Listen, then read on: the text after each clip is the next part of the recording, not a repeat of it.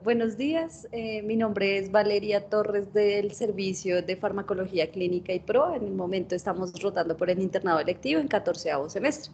Y el día de hoy les voy a presentar las guías de infección de vías urinarias, específicamente la guía de la clínica de la Universidad de La Sabana. Ahí está hacia abajo. Entonces, ¿cuál es el objetivo que ellos plantean durante la guía principal? Es brindar las recomendaciones para un enfoque clínico y terapéutico de la infección de las vías urinarias en el paciente adulto. Esto pues basado en la mayor evidencia posible, adaptada al contexto epidemiológico local, con el fin de brindar una atención oportuna y pertinente y de calidad. O sea, haciendo referencia a que toca buscar todos los objetivos específicos que ya se los voy a mencionar para lograr un adecuado cubrimiento microbiológico y un adecuado uso de los antibióticos. Los objetivos específicos, entonces, es conocer los aspectos epidemiológicos locales, en especial de la Clínica de La Sabana, de la Universidad de La Sabana, para determinar cuáles son los microorganismos y cuál va a ser el antibiótico dirigido a cada uno de ellos. También definir estrategias diagnósticas utilizadas en la clínica de la Sabana con su diferente rendimiento terapéutico, con especificidad y demás características que se puedan utilizar de manera frecuente para el diagnóstico de los mismos. Conocer el perfil de resistencia de los microorganismos, establecer un algoritmo terapéutico de cuál sería, dependiendo de nuestros datos epidemiológicos, cuál sería nuestro paso a seguir con respecto al tratamiento de las IBUs y contribuir al uso apropiado, seguro y racional y eficiente de los antibióticos. Entonces, que no se escalone muy rápido el antibiótico, que es algo que muy frecuentemente pasa. Entonces, acá mencionamos durante la guía varias definiciones, unas definiciones muy amplias porque son bastantes, con respecto a las infecciones de vías urinarias. Estas se las voy a mencionar resumidamente, que van a ser la infección de vías urinarias no complicada, que ya es la manifestación clínica o una respuesta inflamatoria del urotelio secundaria a la invasión bacteriana del tracto urinario inferior o superior en pacientes pues, de sexo femenino que tengan sintomatología irritativa urinaria, pero que tengan ausencia de síntomas adicionales. Esto hace referencia a que no tengan presencia de síntomas, por ejemplo, genitales, como por ejemplo una descarga vaginal.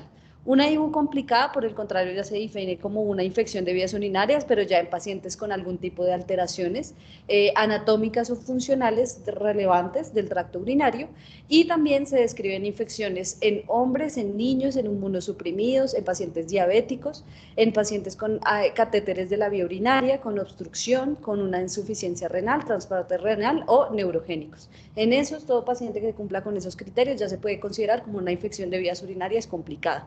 Mientras que si es en pacientes mujeres con sintomatología irritativa urinaria baja principalmente, se puede considerar no complicada, que no tenga alteración anatómica, ¿no? IBU recurrente, que es algo que vemos muy frecuentemente acá en la clínica, se puede decir que es dos episodios de infecciones de vías urinarias no complicadas y o complicadas, pero en 6 meses, o 3 o más en 12 meses. Y esta debe tener, pues, importante, tener completa resolución entre cada episodio de las infecciones urinarias. Y se requiere, ojalá, un orocultivo, que pues a veces no se encuentra, en otras ocasiones sí. Pero pues el ideal es tener un microorganismo aislado. La persistencia bacteriana ya es la infección por el microorganismo o una IBU persistente, es una infección urinaria por el mismo microorganismo.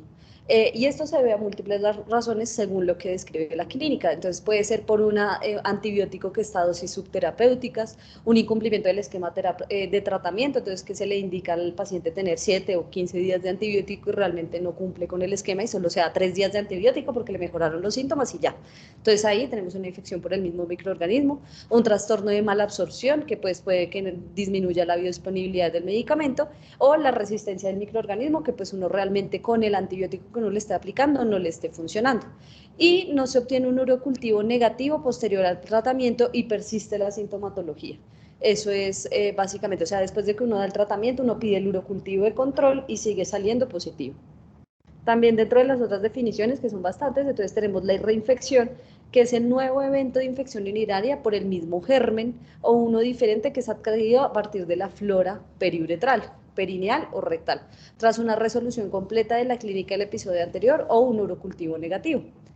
Y la cistitis o ya la IBU baja se caracteriza pues, por síntomas urinarios irritativos, que es la que más frecuente vemos, que es la síntomas irritativos descritos como disuria con o sin aumento de la frecuencia urinaria, la urgencia urinaria o el tenesmo vesical, un dolor suprapúbico o hematuria, o una, pues esto es importante que esté en ausencia de secreción o irritación vaginal, o todos los síntomas pues, vaginales que pues, pueden ser un diagnóstico diferencial de nosotros. La pielonefritis, a diferencia de la IBU baja, o pues está la IBU alta, que es la pielonefritis. Esta es la presencia de dolor en flanco, náuseas, este ya se caracteriza por síntomas más generalizados, como las náuseas, los vómitos, la fiebre, la hipersensibilidad en el ángulo costovertebral ipsilateral, que es lo que dicen que es el signo de puño percusión positiva, y que puede ocurrir en ausencia o presencia de síntomas irritativos urinarios, pero puede aplicar solamente síntomas generalizados con las características que les acabo de decir. Para eso uno ya puede considerar que tenga una pielonefritis o una infección de vías urinarias alta. Una bacteriuria asintomática, esta sí ya se refiere a una invasión bacteriana del tracto urinario en ausencia de sintomatología, que es algo que también vemos muy frecuente, que acá como encuentran el uroanálisis o patológico y aíslan un microorganismo, pero el paciente no tiene síntomas, entonces le inician tratamiento, pero realmente no es necesario. Se considera que esta puede ser incluso con un recuento mayor a 10 unidades formadoras de colonia o 10 a la 2 en dado caso de que sea tomado con sonda. En mujeres se considera que es necesario 2 muestras y en hombres sí ya una muestra por las características diferenciales anatómicas de cada uno de los 2 pacientes. Y el tratamiento solo es en algunos casos, que es en pacientes embarazadas o en quienes se les va a hacer una instrumentalización de la vía urinaria. Del resto no es necesario el tratamiento en una bacteriuria asintomática. También tenemos entonces la IBU asociada al catéter, que es la clínica de la infección urinaria sin otra causa identificable, pero con un antecedente de un cateterismo de una manera recurrente o que ha sido con un o ha tenido un cateterismo en las últimas 48 horas con un urocultivo positivo de más de 10 a la 3 unidades deformadoras de colonia. Y ahí tenemos un hallazgo pues característico que es la piuria, que dice células blancas en orina, que lo nombran ahí como en la guía, para tenerlo en cuenta. La pielonefritis enfisema-hematosa, pues esta ya es una infección necrotizante severa caracterizada por la presencia de gas imagenológicamente. Y pues ya vamos con algunos diagnósticos más severos, que sería la urosepsis y el choque séptico. Urosepsis hace referencia pues a la sepsis de origen urinario, que sepsis se define como tal, como la disfunción orgánica dada por respuesta no regulada del huésped ante una infección cuyo foco se encuentra en el tracto urinario, confirmado por métodos microbiológicos o criterios clínicos. Entonces acá mencionan también algunas ayudas para lo que es la sepsis. Sofa mayor de 2. Con un SOFA mayor de 2, El quick SOFA ya casi no se utiliza ni SIDS, solamente el SOFA. Listo, perfecto. SOFA mayor de 2. Y ya las SIRS, que son las síndromes de respuesta inflamatoria sistémica. Otras de las escalas que pues hemos visto es el NEWS, por ejemplo. Sí, El NEWS también lo utilizan para clasificar o determinar qué riesgo de sepsis tiene. Y el choque séptico, que ya es un paciente que haya tenido sepsis, o sea, criterios de sepsis, más un requerimiento de soporte vasopresor para mantener la presión arterial media mayor a 65 milímetros de mercurio, más un lactato mayor a 18. Ya con eso uno puede considerar que está choqueado el paciente. No, debería ser mayor de 2. Sí, solo que en la guía sí menciona 18, entonces... Pero por las unidades. Me imagino... Ah, entonces no, sí. Mayor de 2 que no tiene habitualmente. Listo, entonces por eso me sorprendí y dije, eso está como altico. Lactato de 2. Lactato de 2. Listo, lactato de 2. Acá, si no estoy mal, no puse la clasificación, que se pueden clasificar, como vimos en todas las definiciones, por ya sea tiempo de la evolución de la infección de vías urinarias o localización de la infección de vías urinarias, entonces que por ejemplo sea baja o alta, si es complicada o no es complicada, si ya está choqueado o no, y etcétera. De resto, pues esas son las clasificaciones generales. Ahí me salí. Listo. Epidemiológicamente, la guía dice que pues, esta es una de las causas más comunes de uso de antibióticos interinstitucional. En Estados Unidos, 48.283 mujeres han tenido una infección de vías urinarias entre los 18 y 64 años y tiene una incidencia de 100.2 mujeres por cada 100.000 mujeres, que eso es alto. Con respecto a los microorganismos que tenemos, entonces a nivel mundial se ha reconocido que la E. coli es el microorganismo más frecuente, siendo un equivalente al 75 al 95% de los microorganismos. En segundo puesto está la Klebsiella pneumoniae peleándose con el Staphylococcus saprophyticus en un 15% ambas proporciones, y en el tercer lugar está el Enterococcus fecalis. Mientras que en Colombia, en 2018, pero el Instituto Nacional de Salud nos hace un estudio pues también mostrando las resistencias que hay a nivel hospitalario y a nivel de la unidad de cuidados intensivos para cada uno de los microorganismos. Acá el escalonamiento de los microorganismos, o sea, la etiología también es en el mismo orden, donde tenemos la E. coli más frecuente, la Klebsiella y también el Enterococcus fecalis. Son los 3 microorganismos más frecuentes en causar la IVA. Pero entonces, continuando con el Instituto Nacional del 2018, en el estudio de las resistencias, menciona que la Klebsiella pneumoniae tiene una resistencia a las cefalosporinas de tercera y cuarta generación en sala de hospitalización de un 40.3% como máximo, y en la UCI es un poquito más bajita, pero pues cercana de un 34.7%, que siempre es altico. Y los carbapenémicos en sala de hospitalización menciona que es de un 14.9% la resistencia. También habla de la E. coli en el segundo puesto, con unas cefalosporinas de tercera y cuarta generación, una resistencia en hospitalización de un 24%, y en la unidad de cuidados intensivos de un 14.5% a un 31%. Y se estimó que para el 2016 las IVU serían más que todo causadas por la E. coli en un 58.8%, y el resto por una Klebsiella pneumoniae y 8.6% por un Proteus mirabilis, que es diferencial a nivel mundial. Fisiopatológicamente, entonces vamos a tener, pues, este sí es un tema amplio donde tenemos en cuenta los factores de virulencia versus los factores protectores biológicos del paciente. Entonces, factores de virulencia característicos de los microorganismos o factores protectores. Entonces, por ejemplo, hay el pH, que sea ácido, es un factor protector para nosotros. Las proteínas TAM-Horsfand son unas proteínas que también ayudan a la virulencia de los microorganismos. La inmunoglobulina A ayuda como protector, y la mucosa del tracto urinario que tenga las características necesarias puede ser un factor o protector o pues ayudante a la bacteria si está lesionada, por ejemplo. Entonces acá también se describen diferentes vías de entrada por las cuales los microorganismos pueden entrar al cuerpo. Las más descritas son la vía ascendente, en segundo lugar está la vía hematógena y en último la vía linfática. De la vía ascendente, entonces tenemos que tener que los factores de riesgo es que la mujer tiene la uretra más corta y está más cerca de la zona vulvar y perineal, lo cual lo hace más accesible para los microorganismos. También permite que factor de riesgo son las relaciones sexuales o el paso de catéteres vesicales. Y otro, con respecto a las mujeres, es la deficiencia de estrógenos ya en mujeres adultas, que cambia el pH de la flora y con ello la flora bacteriana que se encuentra en esa zona genital. Pero entonces básicamente lo que consiste la vía ascendente es que los microorganismos ingresan o logran colonizar la uretra, logran ascender hasta la vejiga, y en la vejiga colonizan todo el urotelio hasta que logran vencer todo el microorganismo o pues las cuestiones protectoras del ser humano, y ahí ya generan un proceso inflamatorio e infeccioso. Por la vía hematógena entonces es diferente debido a que el paciente tiene que tener previamente una bacteremia, y con la bacteremia ya el microorganismo en sangre puede llegar a colonizar generalmente el urotelio y generar o una pielonefritis o un absceso ahí localizado renal principalmente. Entonces llega directamente al riñón y podría considerarse una IVU alta.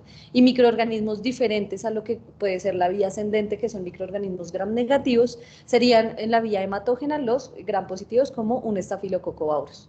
Y por la vía linfática, que está poco pues determinado, poco evidenciada clínicamente y poco significativa, es que la sugieren que es por conexiones linfáticas entre los uréteres y los riñones, y por el aumento entre la presión intravesical se puede presentar un reflujo linfático hacia los riñones, y con eso pues la colonización de los microorganismos. Entonces tenemos también algunas características de virulencia de cada uno de ellos, donde tenemos la E. coli, los gram negativos como el Proteus y los enterococos fecales. De la E. coli, entonces tiene distintas fimbrias, entre ellas las fimbrias tipo P y tipo I, que le permiten adherirse al uroepitelio. Los gram negativos como el Proteus siempre tiene una producción de ureasa que aumenta el pH a nivel de genital y logra entrar, y tiene un antígeno capsular K que previene la fagocitosis de, de ellos mismos con respecto a los macrófagos de la zona. Mientras que el enterococo fecalis ya está más asociado al uso de sondas porque cambia o utiliza el fibrinógeno localizado como alimento y le sirve como ascenso hacia la vía urinaria. Las manifestaciones clínicas de los pacientes, entonces vamos a tener síntomas generales como poliaquiuria, micción frecuente, que son los más frecuentemente conocidos. Dentro de ellos, pues bien conocidos los síntomas irritativos urinarios, la poliaquiuria, la micción frecuente y en pequeñas cantidades, la disuria, el dolor suprapúbico y pesadez en esta región. La hematuria se puede presentar, aunque también esta se puede asociar con otros diagnósticos diferenciales, como pueden ser los cálculos, los cálculos urinarios. Y la fiebre es, aunque sin embargo un hombre que presente fiebre nos puede hacer pensar en una prostatitis como diagnóstico diferencial. Con respecto a la pielonefritis, pues estos ya son síntomas generalizados más frecuentes como fiebre, escalofríos, dolor en fosa renal y algunos síntomas irritativos bajos, como la pioracrura y los mismos que vimos en la cistitis o en la infección de vías urinarias bajas, que frecuentemente irradia hacia la ingle o a la zona genital, que pues también nos hace pensar en un cálculo, que ese es un signo clínico. Y los adultos mayores hay que tenerlos en cuenta porque son una población especial que no son tan sintomáticos, entonces ellos generalmente no hacen fiebre, generalmente no hacen escalofríos y el dolor no lo pueden expresar debido a pues, algunas condiciones patológicas que tengan. Puede que hagan más que todo delirium, alteración del estado de conciencia y tienen mayor incidencia de hacer bacteremias asociadas a los cuadros de pielonefritis. Entonces tenemos un aumento de las tasas de shock séptico, pues en consecuencia de esto, a los pacientes adultos. El diagnóstico para las infecciones de vías urinarias, entonces vamos a tener el uroanálisis y el urocultivo son nuestras herramientas más a la mano. Obviamente tenemos otros laboratorios como lo que es el hemograma para identificar que si tenga leucocitosis. Sin embargo, para diagnóstico ya certero de que está cursando con una infección de vías urinarias, entonces tenemos estos dos. En el uroanálisis lo que vamos a encontrar va a ser piuria, que es pues la presencia de células blancas en la orina, bacteriuria, esterasa leucocitaria, nitritos positivos y en algunos casos hematuria. Sin embargo, lo que les dije puede ser un signo de otros sugestivos de otras enfermedades, como puede ser tumores, cálculos o glomerulonefritis o incluso una tuberculosis. Ya en la microscopía del uroanálisis vamos a tener más de una bacteria por campo o más de 10 a las 5 bacterias sin centrifugar y en el gramo, que eso pues, es indicativo de que nosotros digamos que tiene un uroanálisis patológico. Mientras que en el urocultivo vamos a tener ya un crecimiento mayor, idealmente se considera que ya es diagnóstico cuando es mayor a 10 unidades a las 5 unidades formadoras de colonia. Y se utiliza, si dos muestras son diferentes, la probabilidad de bacteriuria aumenta de 80 a 95%. O sea, si yo le tomo dos urocultivos y ambos salen positivos, entonces puede que generalmente tiene más riesgo de hacer bacteriuria. La idea es que pues, el urocultivo tiene ciertas formas de hacerlo. La idea es que sea una recogida limpia de la parte media de la orina, no de la primera parte porque está contaminada. Se puede realizar también por sondaje o por sonda, cateterismo vesical, que también nos da o sea, esas son las tres formas de hacerlo, pero van de menos invasiva a más invasiva. El sondaje pues es la intermedia y la aspiración suprapúbica que ya es la superinvasiva, que es idealmente no hacerlo. De diagnósticos diferenciales tenemos entonces entre los más grandes, la vaginitis, la uretritis y la enfermedad pélvica inflamatoria, o la enfermedad pélvica como la vimos en una de las pacientes que estaba aquí hospitalizada. La vaginitis, entonces vamos a tener que tiene una descarga purulenta y fétida en el flujo vaginal, en ocasiones con prurito o dispareunia. La uretritis puede generalmente ser causada por Neisseria gonorrea o clamidia, tiene una paciente con vida sexual activa y tiene una piuria franca, en ocasiones con secreción purulenta uretral y en uroanálisis sin bacterias, que eso nos ayuda a diferenciar de lo que es una IU. Mientras que una EPI ya va a ser el dolor abdominal o pélvico, ya asociado a síntomas generalizados, sin sintomatología urinaria clara, como que esté fétida, por ejemplo, o hipercolúrica. Y a la especuloscopia, pues ya que es como la forma del examen físico en que podemos diferenciarlas, tenemos una descarga purulenta, una asociada a la movilización del cuello uterino o de los anexos. El tratamiento, entonces vamos a tener que la infección de vías urinarias en mujeres adultas la vamos a dividir por grupos etarios o por niveles de resistencia.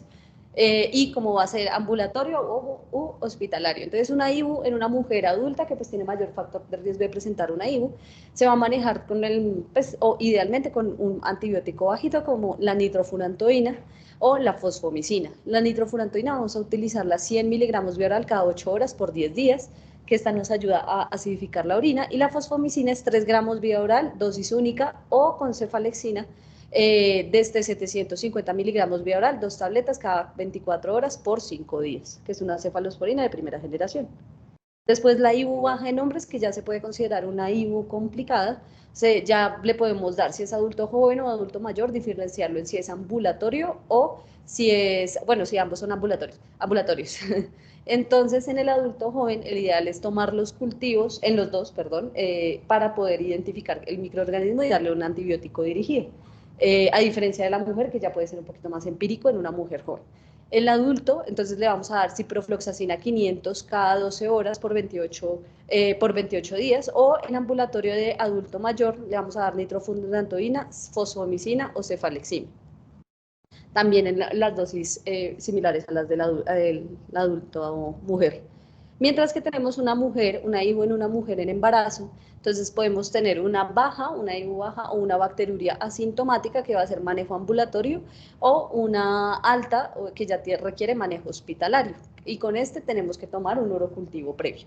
Entonces, en las mujeres con una IBU baja o bacteriuria asintomática le podemos dar una cefalosporina de primera generación como cefalexina por 7 días, o nitrofurantoína, también por 7 días, la fosfomicina como dosis única, la cefalexina por 5 días, y con él tomar un urocultivo a los 5 días después de haber terminado el antibiótico para confirmar que el tratamiento ya haya sido efectivo y no tenga ningún microorganismo colonizando. Con respecto a la alta, entonces vamos a tener el manejo hospitalario, donde también tenemos que tener urocultivo previo y sin factores de riesgo para resistencia a cefalosporinas o pacientes que no hayan tenido exposición a previos antibióticos. Vamos a utilizar cefasolina 1 gramo IV cada 8 horas y lo ajustamos según el resultado del urocultivo, y lo podemos cambiar a vía oral, incluso ambulatorio, con cefalexina, también dependiendo de la mejoría clínica del paciente. Con respecto, en dado caso de que uno inicie con cefuroxima, idealmente mínimo 48 horas IV, y según evolución y reporte urocultivo lo continuamos ambulatorio con cefuroxima 500 cada 12 horas. Y la hacemos control ambulatorio en pacientes embarazadas, idealmente a los 3 o 5 días. Tratamiento ya de una IBU alta ya va a ser hospitalario, puede que sea no complicado o complicado, pero ambas van a ser hospitalarias. Entonces, y en los dos también se va a tomar un urocultivo. Sin factores de riesgo a cefalosporina, pues a resistencia a cefalosporinas, vamos a utilizar estas mismas, ya sea de primera generación. Entonces utilizamos cefasolina 1 gramo IV cada 8 horas y lo ajustamos según el urocultivo, y en dado caso de que lo queramos cambiar a vía oral, entonces le ponemos cefalexina cada 6. Y con cefuroxima también lo podemos utilizar como la segunda línea, mínimo por 48 horas IV, según evolución y reporte urocultivo lo continuamos a cefuroxima cada 12 horas y revisamos el proceso ambulatorio en dado caso que se le vaya a dar salida y que tenga una adecuada evolución clínica. Si es complicado hospitalario tomar un urocultivo, entonces vamos a dar cefuroxima, y lo mismo, según evolución y control del urocultivo, completamos hasta 14 días de antibiótico, le podemos dar egreso, pero le reorientamos la terapia según el resultado del urocultivo y la evolución clínica del paciente. Si tenemos una IBU alta intrahospitalaria, una IBU alta, pues más que todo es intrahospitalario, y ya esto es con pacientes que tengan factores de riesgo para multiresistencia. Entonces allá no dejamos las cefalosporinas de primera generación y cambiamos a cefalosporinas de cuarta o a otro grupo terapéutico. Entonces comenzamos con cefepime o con amikacina, y ahí cambiamos el microorganismo según el reporte del microorganismo y si es sensible o no a ciertos tipos de antibióticos. Si ya es un germen productor de BLE, que es muy frecuente que lo veamos acá en la clínica, por ejemplo, entonces comenzamos de una vez con ertapenem.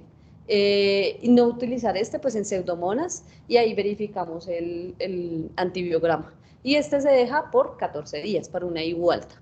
Los pacientes alérgicos a penicilinas o a cefalosporinas, entonces lo cambiamos a amikacina 1 gramo IV cada día, con seguimiento de la función renal. No se puede dejar por más de 7 días. Y evaluamos también la sensibilidad a fluoroquinolonas. Ya para pacientes que también tengan alto riesgo, como lo vimos ayer en piso, pacientes que tengan alto riesgo de reinfecciones podemos dar una profilaxis. Entonces, la dividen entre antibiótica ambulatoria y pues, en profilaxis no antibiótica. Antibiótica, entonces podemos darla con nitrofurantoína, 50 miligramos vía oral cada día por 6 meses a 1 año, como terapia puente, y en una IBU recurrente sin poder corregir la causa. Entonces, pacientes que tengan alguna alteración estructural o que requieran cateterismo vesical frecuente, ya comenzamos a dar Urocran, 600 miligramos cada día, o Siscontrol, 5 gramos cada día. También en pacientes adultas mayores que ya pues, estén en su época de la menopausia, podemos evaluar la utilidad de utilizar estrógenos tópicos, y con urología podemos verificar el uso de glucosaminoglicanos. Y manejo no antibiótico, entonces vamos a ver manejos comportamentales. Entonces, por ejemplo, después de las relaciones sexuales, que el paciente vaya al baño, que tenga cuidado en lugares donde vaya al baño, la higiene de esa región, o por ejemplo la dieta, la hidratación y el uso de la vitamina C para aumentar el flujo urinario y acidificar la orina, que tome arándanos, que también cumple con la misma función, los probióticos para promover una buena flora bacteriana que esté colonizada en el lugar y evitar que las otras microorganismos logren colonizarlo.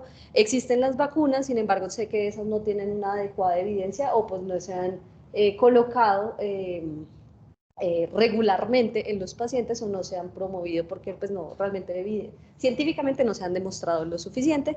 Los estrógenos que aplica como lo mismo aquí a mano izquierda, como los había mencionado, y los glicosaminoglicanos que pues, generan una barrera en el urotelio. Ya también la guía menciona pues indicaciones del manejo quirúrgico, que pues esto depende ya en compañía con urología o con el servicio tratante, que depende de la severidad de la enfermedad, del manejo de la alteración subyacente y terapia antimicrobiana, unas medidas de soporte, el tratamiento intrahospitalario versus ambulatorio y factores corregibles en la cirugía que ya sean estructurales. Entonces de todo eso depende que nosotros hagamos un manejo quirúrgico o no. Entonces ahí en la guía describen cómo en qué condiciones o qué indicaciones podríamos hacerlas, con qué tipo de procedimientos se podrían hacer. Entonces, patologías obstructivas, entonces ya sea altas o bajas, uno puede hacer una derivación urinaria, una cirugía reconstructiva, oncológica, endoscópica, dependiendo de la etiología de cada paciente. Entonces, si por ejemplo necesita una resección de un tumor, pues uno le hace una cirugía oncológica con una anastomosis o una derivación urinaria. Si ya es baja, entonces uno determina si requiere una sonda uretral, una cistostomía o una uretrostomía que tenga pues una derivación urinaria. Lo mismo, se divide en cirugía reconstructiva, oncológica o no oncológica y endoscópica, dependiendo de cada uno de las indicaciones de cada paciente y sus comorbilidades. También las menciona acá como el reflejo vesicuretral, entonces que tenemos sustancias de relleno, la derivación urinaria o cirugía antirreflujo, la disfunción vésico-esfinteriana, la enfermedad renal crónica, patologías congénitas o cuerpos extraños. Y cada uno de los procedimientos que se pueden hacer dentro de cada una de las etiologías. Esto pues teniendo en cuenta que cada una de ellas es un factor de riesgo estructural o fisiológico pues para tener infección. Complicaciones frecuentes en los pacientes con IBUs, entonces tenemos una IBU recurrente, ya una infección de vías urinarias alta como una pielonefritis o una pielonefritis enfisematosa, una cistitis enfisematosa, incontinencia urinaria, un absceso renal, prostatitis aguda o crónica, abscesos prostáticos, hipertensión, incluso urosepsis y con ello pues la muerte. Y eso sería todo a base de la guía. Muchísimas gracias.